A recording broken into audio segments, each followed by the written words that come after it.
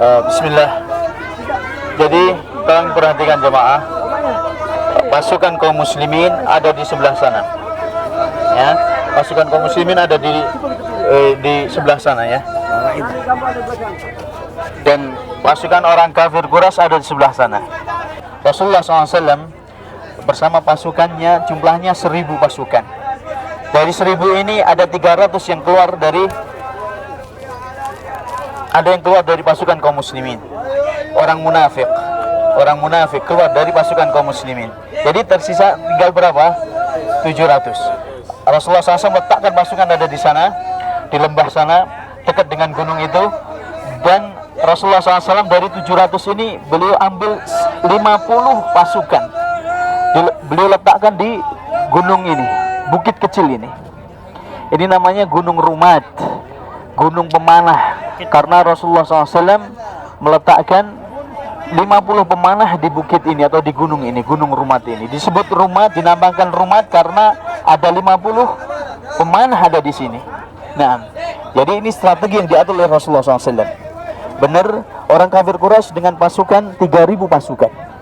3000 pasukan itu laki-laki perempuan loh. Jadi istrinya juga ikut. Istrinya orang-orang kafir Quraisy juga ikut untuk menyemangati ya. Nah, mereka datang dari sana. Dari 3000 pasukan ini ada pasukan berkuda.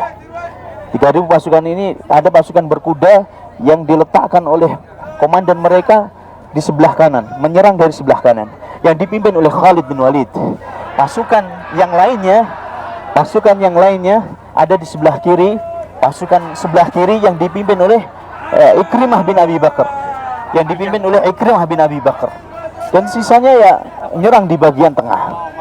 Ini Ikrimah bin Abi Jahal ya. Ikrimah masih kafir pada waktu itu. Nah, dan dimulailah peperangan. Khalid bin Walid berusaha untuk menembus pertahanan kaum muslimin dari sebelah kanan, tapi tidak bisa.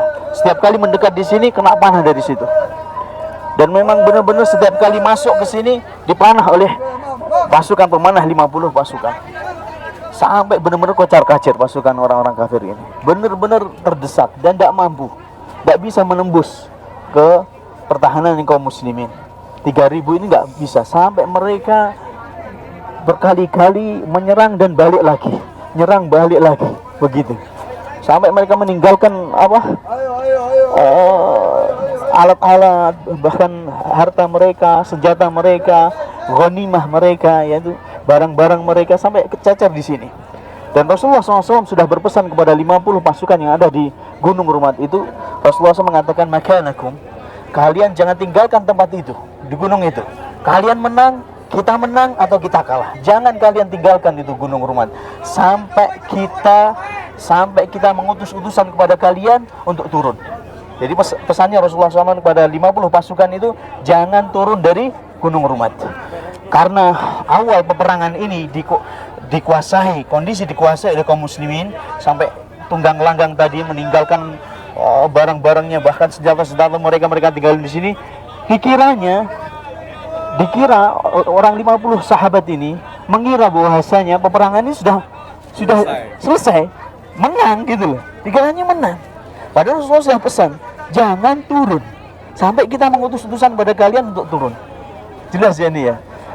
Mereka melihat di sini banyak harta yang tercecer, akhirnya tergiurlah mereka. Akhirnya turun itu 50 orang, yang tersisa di atas tidak lebih dari 10 orang. Abdullah bin Amr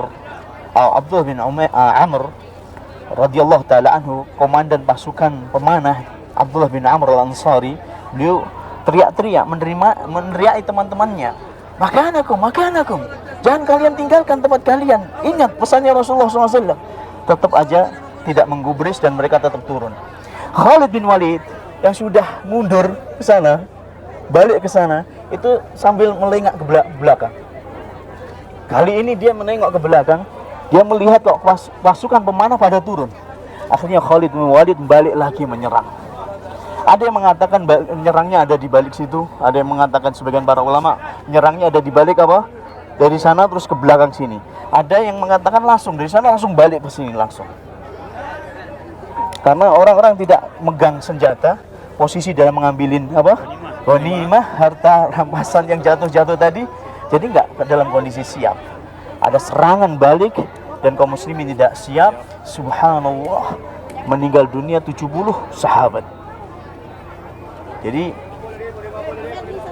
kaum muslimin meninggal 70 sahabat, orang kafir ada yang mengatakan 22, ada yang mengatakan 37.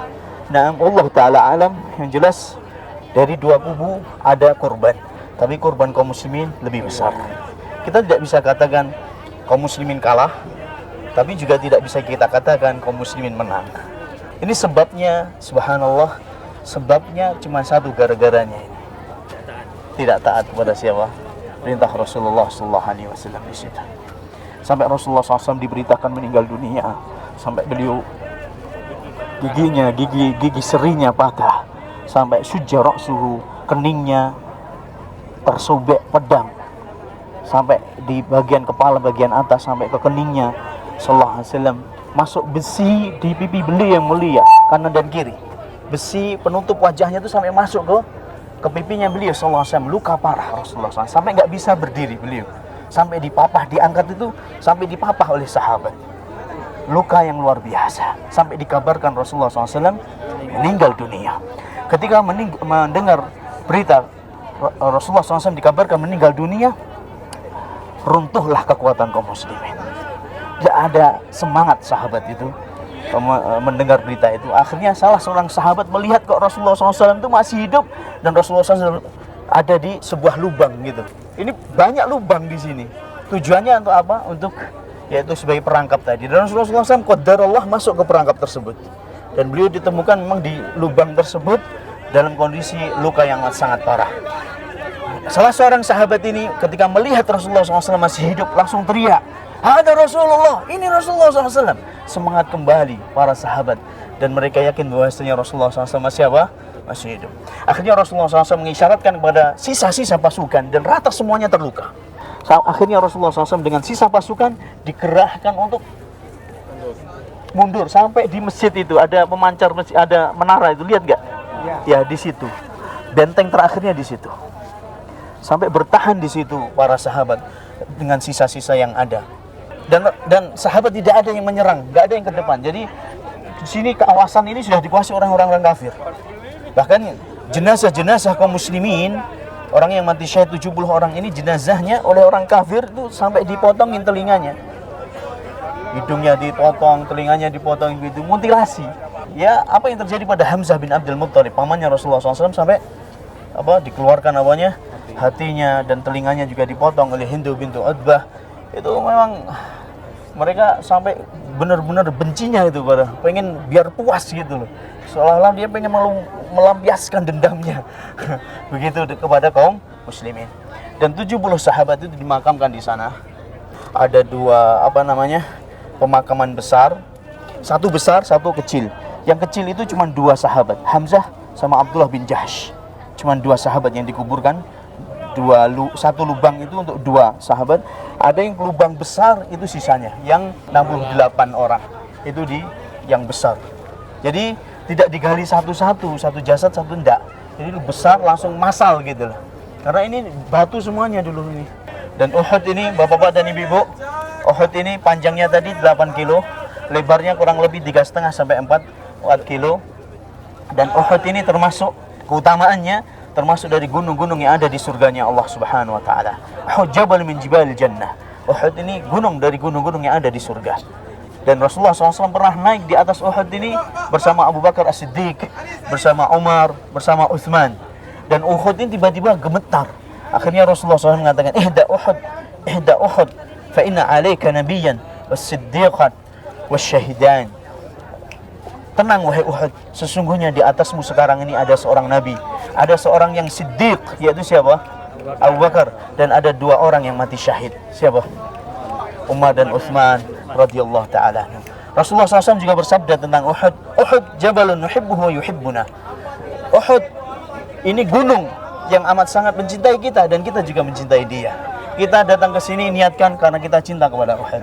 Sebagaimana Rasulullah SAW mencintai Uhud.